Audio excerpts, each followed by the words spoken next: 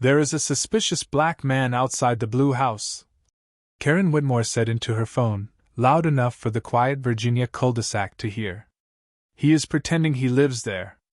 Marcus Ellison stood on the front porch of the blue colonial-style house with a smart lockbox tucked under one arm and his phone in his other hand, the screen still showing a locksmith appointment scheduled for 4:30. The porch boards were newly painted, the brass house numbers were freshly polished, and two unopened moving boxes sat just inside the front window where the afternoon light made them glow like proof waiting to be noticed. Marcus did not look like a man breaking into anything. He looked like a man who had been delayed by travel, tired from a long week, and ready to make one small part of his life finally feel settled. He wore a navy jacket over a plain shirt, dark jeans, and clean brown shoes. His duffel bag sat near the porch column. A garage key hung from a small ring in his palm. In his back pocket, folded behind his wallet, were federal credentials he had not planned to show on his own front steps. Across the street, Karen stood near the curb in a cream cardigan and pearl earrings, one hand holding her phone, the other pointing as if the porch belonged to her because she had watched it longer. "Yes, he is touching the door," she told the dispatcher. "No, I have never seen him before. I know this neighborhood." Marcus looked at her, then at the doorbell camera above his shoulder, then down at the smart lock box. He could have raised his voice. He could have told her exactly who he was. He could have pulled out the badge that made rooms go quiet. Instead, he took one slow breath and said, "Ma'am, this is my house." Karen lowered the phone from her mouth just enough to answer him. "That is what they all say." The sentence landed harder than a shout because it carried the confidence of someone who had never had to prove she belonged on a sidewalk. A curtain moved in the house to the left. Another neighbor's blinds tilted open. The cul-de-sac, minutes earlier soft with lawn sprinklers and distant traffic, began to feel like a small courtroom with no judge yet present. Marcus placed the smart lockbox gently on the porch rail so the camera could see it, then turned his palms outward. "Tell the dispatcher I am the homeowner. Tell them I am waiting for Thomas Rivera from Capital Lock and Key. Tell them I can provide closing documents and property records." Karen stared at him as if details were tricks. Anyone can make up a name. Marcus nodded once, not in agreement, but in restraint. "Then ask them to verify before they treat my front porch like a crime scene." The first patrol car turned onto the street less than 4 minutes later, red and blue lights silent but bright against the windows of the homes. Officer Daniel Price stepped out first, white, 35, careful in posture, one hand near his radio, eyes moving from Karen to Marcus to the door. Behind him came Officer Jenna Holt, white, 30, younger, watching more than speaking. Karen hurried toward them before Marcus could take a step, her voice already shaping the story. "That is him. He has been standing there, checking the door, holding some kind of box. The previous owners were the Barlows. I told you, he does not live there." Marcus stayed where he was, on the porch he had signed for, paid taxes on, and planned to fill with light. Officer Price looked up at him. "Sir, step down from the porch for me." Marcus looked at the body camera on Price's chest. "Before I move away from my own door, please state the reason for detention on camera and verify the property record." Karen folded her arms, satisfied that the words detention and camera had entered the air. Officer Holt glanced toward the brass house number, then at Marcus's phone screen, still open to the locksmith appointment. Price kept his voice even, but the street had already chosen sides by watching. "We just need to figure out what is going on." Marcus's expression remained calm. "What is going on is that a neighbor called the police on a black man standing outside his own house." The sprinklers clicked off across the street. A drop of water ran down the curb. No one spoke for half a second. Marcus looked at Karen, then back to the officers. "I am not asking for permission to belong here," he said. "I am asking you to check the truth before you move me away from my own front door." Marcus Ellison had spent most of his adult life entering places where no one announced his worth at the door. Federal buildings, court annexes, field offices, interview rooms, airport corridors before sunrise, rented apartments close to assignments that never felt like home. He had learned to move with quiet precision, to listen before speaking, to watch hands, eyes, exits, and silence. At 42, he carried the kind of discipline that did not need to introduce itself. The FBI credentials in his back pocket were real, current, and powerful enough to change the temperature of the street in seconds, but Marcus did not reach for them. Not yet. A badge should not be the price of being treated like a homeowner. He had bought the blue colonial-style house after years of telling himself he would settle down when the work slowed, when the travel eased, when the next case did not need him. The work never slowed. So he bought it anyway. 3 bedrooms, a small maple tree in the front yard, a porch wide enough for 2 chairs, and a guest room his mother had already claimed over the phone. He had signed the closing documents on a rainy Tuesday, had the mailbox changed the next week, and scheduled Thomas Rivera from Capital Lock and Key to install a new smart lock before he left again for a short assignment. Now the smart lock box sat on the porch rail like evidence of an ordinary life he was still trying to build.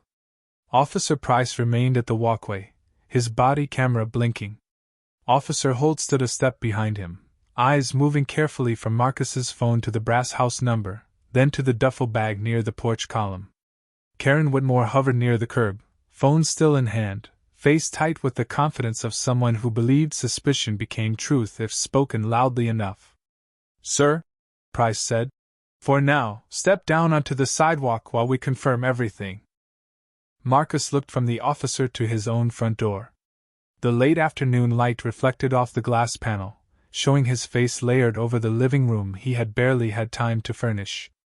"Officer, I will comply with lawful instructions," he said. "But I want the record clear. I am the owner of this property. My closing documents are available on my phone. My name is on the mailbox. I have a locksmith appointment for this address in less than 20 minutes. The doorbell camera will show I arrived with a key." Karen cut in. "He could have stolen a key." Holt looked at her then, not sharply, but with enough attention to slow the interruption. Marcus kept his voice even. "That is why records exist." Price glanced toward the porch. "Put the box down and step away from the door." Marcus picked up the smart lockbox slowly, placed it on the porch floor beside the duffel bag, then held his hands visible as he walked down 3 steps to the walkway. Each step felt smaller than the last, not because the porch was high, but because he was being separated from a door he owned for the comfort of someone who had never checked a deed. A curtain shifted across the street. The sprinkler water along the curb caught the red and blue light from the patrol car. Marcus stopped beside the walkway and looked at the body camera again. "Please document that I stepped away from my own front door while requesting verification." Holt wrote something in her notebook. Karen lowered her phone just enough to whisper to a neighbor who had come outside with a folded newspaper under one arm. Marcus heard only the last part. "Neighborhood watch matters."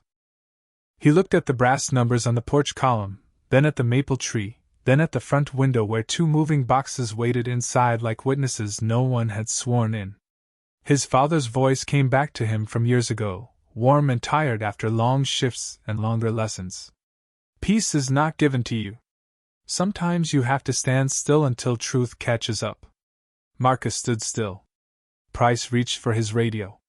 Holt leaned closer to him and said quietly, "We should run the property record first." Karen's eyes narrowed. Marcus did not smile. He did not argue. He simply waited, calm enough to make the street uncomfortable with its own doubt. Karen Whitmore had lived on Briarwood Lane for 22 years, long enough to confuse memory with ownership. She knew which lawns were watered too often, which families left trash cans out past morning pickup, which cars belonged in which driveways, and which delivery drivers circled the cul-de-sac too slowly for her comfort. She had chaired 3 summer block parties, collected signatures for a speed bump, and created the neighborhood watch text thread after a package disappeared from a porch 2 winters earlier. No one had elected her to guard the street, but no one had stopped her either, and over time her certainty hardened into authority. To Karen, safety meant familiarity. If she recognized a face, the street was calm. If she did not, Her suspicion arrived before any question.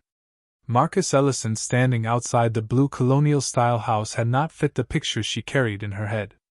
The previous owners had been the Barlows, a retired couple who waved from rocking chairs and planted white hydrangeas by the mailbox.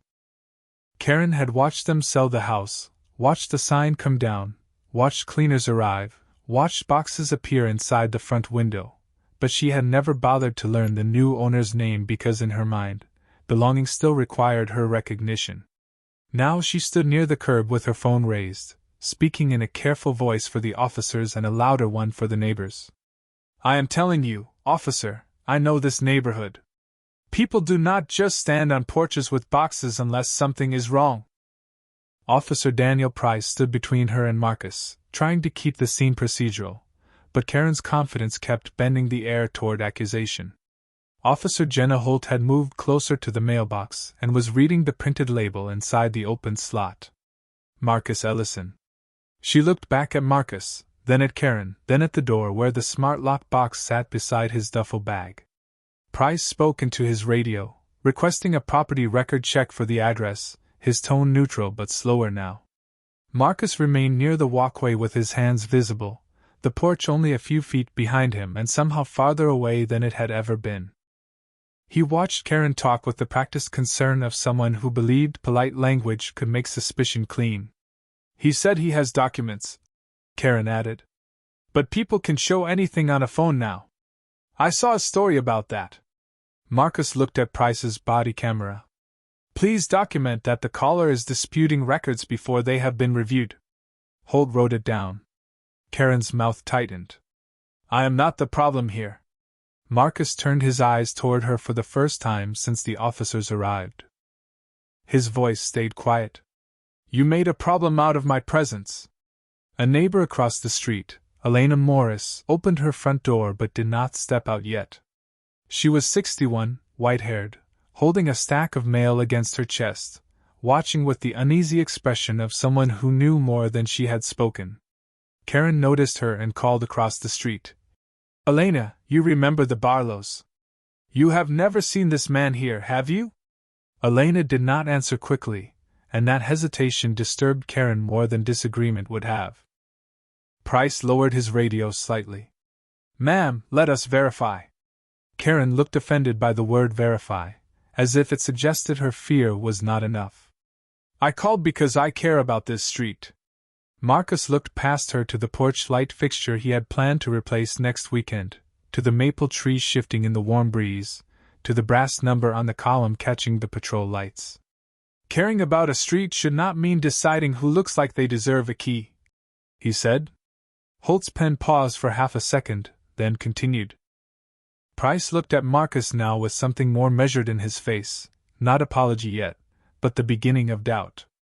Karen saw that change and pushed harder. "Ask him what he does for a living. Ask him why he is really here." Marcus felt the badge in his back pocket like a heavy secret. He could end this quickly, but ending it quickly would leave the deeper thing untouched. He looked again at the body camera and said, "I am here because I bought this house. That should be enough to check before anyone decides I am suspicious." The radio crackled before Karen could answer, but the response had not come through yet. In that short waiting silence, the entire cul-de-sac seemed to hold its breath, and Marcus stood on the edge of his own lawn while a woman who had never learned his name tried to make the neighborhood believe he was the stranger. The radio crackled again, but the answer came through broken by static, not clear enough to end anything. Officer Price touched the microphone at his shoulder and asked dispatch to repeat the property record check while Officer Holt stood near the mailbox with her notebook open. The label inside the slot still read Marcus Ellison in neat black letters, and the mail sitting just behind it carried the same name on 2 utility notices in a forwarded envelope from a federal office building in Washington, District of Columbia. Holt looked toward Marcus, then toward the porch where the smart lock box waited beside his duffel bag. "Sir," she said, "do you have identification that matches this address?" Marcus kept his hands visible. "Yes. My driver license has my previous apartment because the closing was recent, but I have the closing documents, insurance binder, utility confirmation, locksmith appointment, and the doorbell account on my phone. I can show them while your camera is recording. Price glanced at Karen, who immediately stepped closer as if she had been invited to inspect the evidence herself. Anyone can pull up documents, she said. And people steal mail all the time. Marcus did not look at her first. He looked at the body camera. Please document that the caller is now suggesting every piece of verification is fake before seeing it. Holt wrote that down. Karen's cheeks flushed. I am asking reasonable questions. Marcus turned toward her, the late afternoon light catching the tiredness in his eyes. No. You are moving the finish line because the first assumption did not hold. The words were calm, and that made them harder for Karen to dismiss. A lawn-mower stopped 2 houses down. Elena Morris finally stepped onto her porch across the street, still holding the stack of mail. She looked uncertain, but not confused. Officer, Elena called gently. I saw him here last week with the real estate agent. A few pieces of his mail came to my box by mistake. I brought them over. Karen spun toward her. Elena, that does not prove anything. Elena's voice softened, but her meaning did not. It proves more than never seeing him before. Price's posture shifted. He was starting to feel the scene separate from the call that created it. Marcus slowly unlocked his phone with his thumb and turned the screen outward, careful not to make a sudden motion. Here is the locksmith appointment. Thomas Rivera, capital lock and key, 4:30 this afternoon. Here is the closing folder. Here is the property insurance. Here is the smart lock purchase receipt. Holt stepped closer to view it while Price watched Marcus's hands. Karen hovered behind them, still filming, her phone held chest high like a second accusation. Why would an owner stand outside instead of going in? She demanded. Marcus looked past the officers to the front door. Because the old lock has been sticking since inspection, the alarm reset code is in the closing folder, and I was waiting for the locksmith before opening the house after travel. Holt nodded slightly, the explanation plain and ordinary enough to make the entire scene feel cruel. Price spoke into his radio again. Dispatch, expedite property record confirmation and send a supervisor to Briarwood Lane. Karen stiffened. A supervisor? For him? Price did not answer. Marcus lowered his phone. Thank you for requesting one. Karen looked from Price to Holt, feeling the story slip away from her control. I am the one who called. I am the one trying to keep this neighborhood safe. Marcus placed the phone slowly into his jacket pocket. Safety does not require you to imagine guilt first. The street went quiet except for the patrol car engine and the soft click of a porch flag moving in the wind. Then a white service van turned into the cul-de-sac, its side panel reading capital lock and key. It slowed in front of the blue house. A Latino man in work clothes stepped out with a tool bag, looked at Marcus, looked at the officers, and held up a printed work order. Marcus Ellison? He asked. Marcus raised his hand slightly. That is me. Thomas Rivera looked down at the paper, then at the house number. I am here for the smart lock installation. Holt's pen stopped for one breath, then moved again. Karen lowered her phone just an inch. Marcus looked at Price's body camera and said, Please document that the locksmith arrived for the appointment under my name at my address before anyone verified the caller's suspicion. Price's face tightened with something close to regret, but he still had not said the word. He only nodded once, while the porch behind Marcus waited, still locked, still his, still asking the people on the sidewalk to catch up to what the deed had already known. Thomas Rivera stood beside his white capital lock and key van with the printed work order in one hand and a tool bag in the other, his eyes moving from Marcus Ellison to the officers to Karen Whitmore, who suddenly looked less like a concerned neighbor and more like someone waiting for the ground to stop shifting beneath her. The late afternoon sun had dropped lower behind the maple tree, throwing long shadows across the cul-de-sac and turning the patrol lights into red and blue streaks on the windows of the blue colonial house. Officer Holt stepped toward Thomas and asked to see the work order. He handed it over without hesitation. Scheduled by Marcus Ellison, he said. Smart lock installation, Front entry, 4:30 this afternoon. Address matches the house. Holt read it, then looked at Price. Price's jaw tightened. The evidence had begun arriving from too many directions to ignore: the mailbox label, the forwarded mail, the phone appointment, the closing folder, Elena Morris's confirmation, and now a locksmith standing in the street with the exact name and address Karen had insisted were impossible. Still, Marcus remained on the walkway instead of his porch, separated from his own door, while everyone else caught up to facts he had offered from the beginning.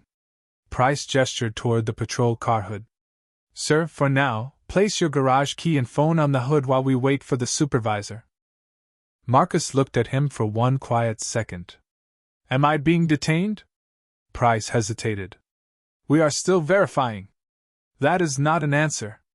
Karen lifted her phone again, sensing a chance to return the scene to suspicion.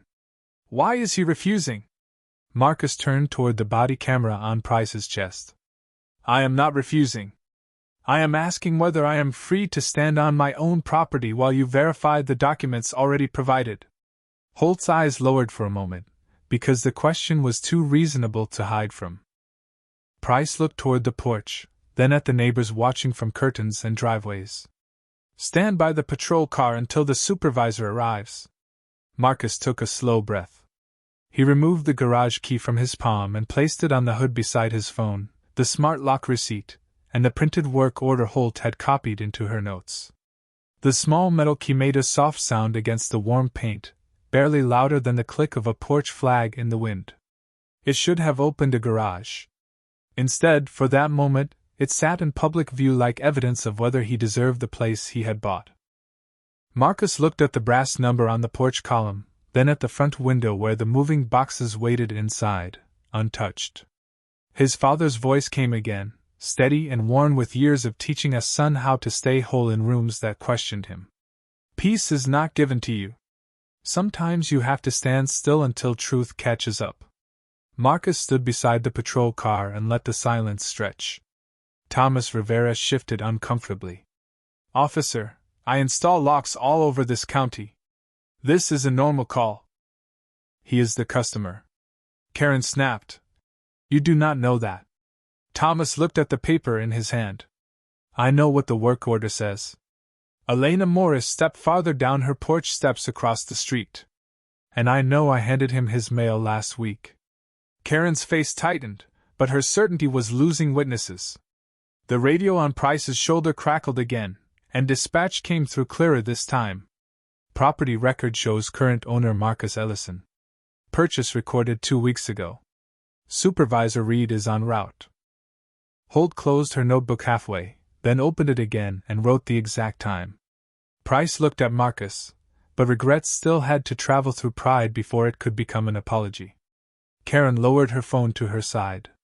For the first time, she looked at the blue house instead of Marcus, as if the building itself had betrayed her by belonging to him. Marcus did not smile. He did not say I told you so. He looked at his key resting on the patrol car hood, the metal catching the last light, and said quietly, Please document that the property record confirmed ownership after I was moved away from my door. Price nodded once, smaller now.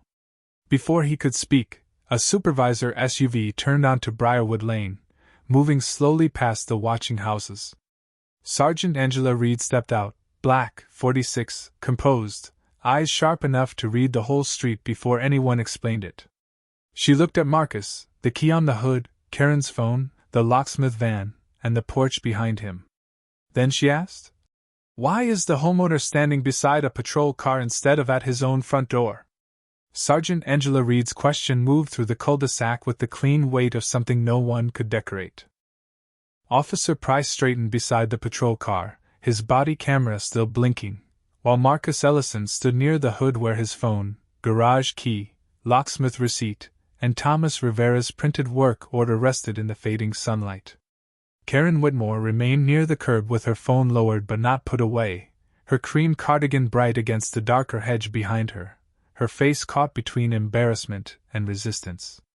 Across the street, Elena Morris held her mail against her chest and watched as if she understood that one honest sentence had arrived late but could still matter.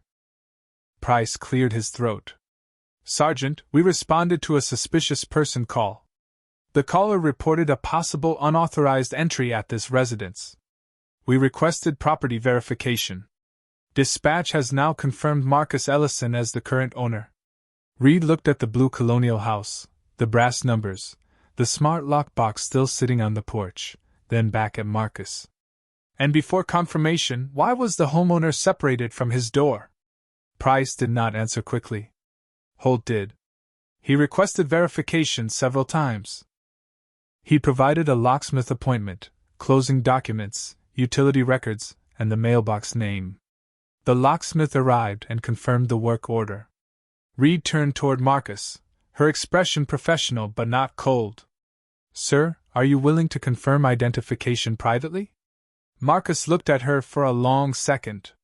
He could feel the old choice again: prove more than others had to prove, or let the street keep circling around the obvious. But Reed had asked with procedure, not suspicion. That difference mattered. Yes, Sergeant, he said. Reed stepped slightly aside to create a small pocket of privacy between the patrol car and her supervisor SUV. Marcus reached slowly into his back pocket, keeping his movements clear for the cameras, and removed his wallet. First came his driver license. Then, from the inner fold, his federal credentials. He opened them just enough for Reed to see, not enough for the neighbors' phones. Reed's eyes moved over the seal, the photograph, the title, the agency identification number, and the expiration date. Her posture changed by almost nothing, but Price saw it. Holt saw it. Karen, watching from the curb, saw the moment before she understood it. Reed handed the credentials back with both hands. Thank you, Special Agent Ellison. The words landed softly, but they seemed to silence every porch on Briarwood Lane. Karen's mouth parted. Price looked down for a moment, then back up at Marcus with the expression of a man realizing the badge he had trusted most was not the one on his own chest. Reed turned toward Karen. Ma'am, this is his home. And he is a federal agent. Karen swallowed, gripping her phone harder. I was only trying to protect the neighborhood. Reed's voice stayed even. Protection begins with facts. Suspicion without facts can become harm very quickly. Marcus returned his credentials to his wallet and closed it without flourish. He did not want the street to remember him only because of the letters on that badge. He wanted them to remember that the mailbox, the records, the locksmith, the neighbor, and his own calm voice had all been enough before anyone said federal. Thomas Rivera stood beside his van, silent now, the tool bag at his feet. Elena Morris lowered her eyes, ashamed that she had waited so long to speak. Holt wrote quickly, recording the time of credential verification. Reed looked at Price. Preserve body camera footage, dispatch audio, property record confirmation, officer notes, and any neighbor video offered. I want the timeline clear from the initial call to this moment. Price nodded. Yes, Sergeant. Karen shifted backward as if the curb had become unfamiliar under her shoes. Marcus looked past her to his front porch, where the smart lock box waited in the gold light. For the first time since the patrol car arrived, the door looked close again. Reed stepped aside and said, Mr. Ellison, you may return to your property. Marcus picked up his key from the hood. The small metal edge was warm from the sun. He held it for half a breath, then walked back toward the house that had never stopped being his. Marcus Ellison walked back toward his porch with the garage key in his hand and the eyes of Briarwood Lane following every step. The distance from the patrol car to the front door was barely 30 feet, but it felt longer now because the street had made him travel it twice, once as a suspect, and once as the man the records had already proven him to be. The smart lockbox still sat on the porch beside his duffel bag, untouched, ordinary, almost patient. Thomas Rivera lifted his tool bag and moved toward the steps, then paused until Marcus nodded. Sergeant Angela Reed remained near the patrol car, speaking quietly to Officer Price and Officer Holt, making sure the record did not blur now that the truth had become inconvenient for the caller. Document the caller's exact wording from dispatch, Reed said. Document when ownership was confirmed. Document when federal credentials were verified. Document that Mr. Ellison requested verification before being moved from his door. Price nodded, writing with the careful posture of someone who knew his first instinct had not been enough. Holt added her notes without being told, her face tight with regret. Karen Whitmore stood near the curb, phone still in her hand, but it no longer looked like power. It looked like an object she did not know where to put. Marcus stopped at the bottom of the porch steps and turned back, not toward her alone, but toward the whole scene: the patrol car, the neighbors, the curtains, the quiet lawns, the people who had watched a man be questioned at his own home because one woman's fears sounded official over the phone. Reed looked at him as if she knew he had something to say and would not interrupt it. Officer Price stepped forward. "Special Agent Ellison," he said, then corrected himself, voice lower. "Mr. Ellison, I apologize. We should have verified the records before asking you to step away from the door." Marcus listened without softening the truth to make the apology easier. "I appreciate the apology," he said, "but do not let the badge arrive before the facts next time." Price's eyes dropped, then lifted again. "Understood." Karen found her voice, brittle and smaller than before. "I did not know who you were." Marcus looked at her for a long second. The late sun reflected in the front window behind him, framing his face with the warm light from a house he had not yet entered as its rightful owner and peace. "You did not need to know I was FBI," he said. "You needed to know I was a man standing at a door, holding a key." Karen's mouth tightened, but no defense came quickly enough to hide what had happened. Reed turned toward her. "Future emergency calls must be based on specific facts, not assumptions about who belongs in a neighborhood. Misuse of emergency services can have consequences." Karen looked down at the sidewalk, her pearl earrings catching the light as her pride sank into silence. Elena Morris crossed the street slowly, still holding the misdelivered mail. She stopped near Marcus, her eyes wet with embarrassment. "I should have spoken sooner," she said. Marcus accepted the envelopes from her hands. "Then speak sooner for the next person." She nodded, and the words seemed to settle on more than one porch. Thomas Rivera opened the smart lockbox and began laying out tools on a clean cloth, careful, respectful, quiet. The small sounds returned to the street: a wrench turning, a radio lowering, a bird moving in the maple tree, water dripping once from the curb where the sprinklers had stopped. Marcus stood on the porch while the lock came apart piece by piece, the old mechanism giving way to something new. He did not watch Karen. He did not watch the officers. He watched the door. For the first time that afternoon, everyone else had to stand outside while he decided when to open it. Sergeant Angela Reed kept the street from swallowing the lesson too quickly. She stood beside the patrol car with Officer Price and Officer Holt, reviewing the timeline in a voice low enough to avoid performance but firm enough to protect the truth. The dispatch call, the body camera footage, the property record confirmation, the locksmith work order, the mailbox name, Elena Morris's statement, and Marcus Ellison's own repeated requests for verification all had to remain connected. Reed knew how easily a report could become softer than the moment it described. Suspicious person. Possible misunderstanding. Caller concern. Words like that could smooth the edges until a man being moved from his own front door sounded almost reasonable. She would not allow that. "Write what happened," she told Price. "Not what makes everyone comfortable." Price nodded, his pen moving slower now because honesty required more care than habit. Holt stood beside him, adding the detail that Marcus had asked for body camera documentation before stepping away from the porch. Karen Whitmore remained near the curb, quiet under the weight of being seen clearly. Her phone was no longer raised. The neighbors who had watched from windows and porches no longer looked at Marcus like a question. Some looked ashamed. Some looked away.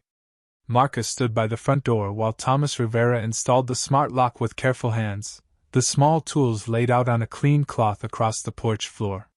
The old lock came free with a soft metal turn. The new one settled into place, black and smooth against the blue door, ordinary in the way peace should have been ordinary. Marcus held the misdelivered mail Elena had returned, the envelopes pressed lightly against his side. He looked through the front window at the moving boxes inside, at the empty room waiting for a couch, a lamp, his mother's framed photographs, and the quiet routines that turned property into home. Reed walked up the path and stopped at the bottom step, giving him the porch without taking it over. "Mr. Ellison," she said, "the record will reflect that you were confirmed as the homeowner before federal credentials were verified. Your title did not create your right to be here." Marcus looked at her then, and for the first time that afternoon, some of the tightness in his face eased. "Thank you for saying that." Reed nodded. "It matters." Behind her, Price approached but kept a respectful distance. "I will include the exact sequence," he said, "and I will review the call handling with my supervisor." Marcus held his gaze. "Review the instinct too." Price absorbed it without protest. "Yes, sir." Karen finally took one step closer, but Reed's glance stopped her from making the moment about herself. Karen's voice came out thin. "I did not mean for all this to happen." Marcus turned slightly, standing in front of the door she had tried to turn into suspicion. "Meaning well does not undo what fear does when you give it authority." Karen looked down, and this time she did not answer. Thomas finished tightening the last screw and tested the lock. A soft electronic chime sounded from the door, clean and simple. "All set, Mr. Ellison," he said. "Your code is active. I will send the receipt to your email." Marcus thanked him and signed the tablet. The street had grown quieter as evening moved in. Porch lights began to flicker on one by one down Briarwood Lane, but Marcus's remained off, waiting for him to turn it on from inside. He picked up the smart lock box, now empty, and set it beside his duffel bag. Then he took his key, his phone, and the returned mail, not as evidence anymore, but as belongings. Reed stepped back. Holt closed her notebook. Price lowered his eyes. Karen stood on the sidewalk with nothing left to report. Marcus placed his hand on the new lock, entered the code, and heard the door release. The sound was small, but it moved through the street like a final correction. Marcus Ellison stood at the threshold for a moment before stepping inside, not because the door was unfamiliar, but because the day had made entry feel like something larger than crossing a porch. The new smart lock rested smooth against the blue door behind his hand, its quiet release still echoing in the silence that had settled over Briarwood Lane.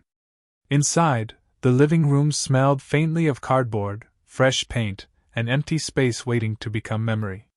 Two moving boxes sat near the front window where the sun had warmed their edges. A folded blanket lay across one chair. The floorboards gave a soft creak under his shoes, answering him like the house had been waiting patiently through every accusation outside. He set the return mail on the small entry table, then placed the garage key beside it, no longer a piece of evidence on a patrol car hood, just a key again. From the porch, Thomas Rivera gathered his tools and quietly closed his van doors. Officer Holt finished her notes beside the patrol car. Officer Price handed Sergeant Reed the preliminary timeline, his face serious, humbled, no longer trying to make the first call sound cleaner than it was. Reed reviewed the pages beneath the fading light, then placed them into her folder with the dispatch details, property verification, body camera numbers, and neighbor witness notes. Karen Whitmore stood across the street near her walkway, partly hidden by the shadow of her maple tree, her phone finally down at her side. She did not call anyone. She did not speak to the neighbors. The street she had claimed to protect now felt like it was looking back at her. Marcus walked to the front window and looked out through the glass. He saw Karen turn toward her own house, smaller somehow beneath the porch light that had clicked on automatically above her door. He saw Elena Morris pause near the curb, then give him a slight nod before returning home. He saw Sergeant Reed glance once toward him, not with pity, but with respect, before continuing the work of making the record tell the truth. Marcus reached into his back pocket and removed his wallet. For a second, the federal credentials rested in his hand, powerful, official, able to silence a street that should never have needed silencing. He looked at them, then opened the drawer of the entry table and placed them inside. The drawer closed with a soft wooden sound.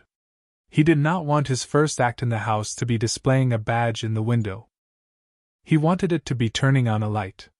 He crossed the room to the switch near the door and pressed it. The porch light came on from the inside, warm and steady, spreading across the steps, the brass house numbers, the smart lock, and the place where he had been told to step away. Outside, Officer Price looked up at the light, then back down at his report. Karen saw it too from behind the curtain of her front window. Marcus did not watch her for long. He picked up the empty smart lock box from the floor and set it beside the recycling bin. He moved one box closer to the wall, opened another, and pulled out a framed photograph of his parents standing in front of their old brick apartment building. His father's face carried the same tired peace Marcus had heard in memory all afternoon. Peace is not given to you. Sometimes you have to stand still until truth catches up.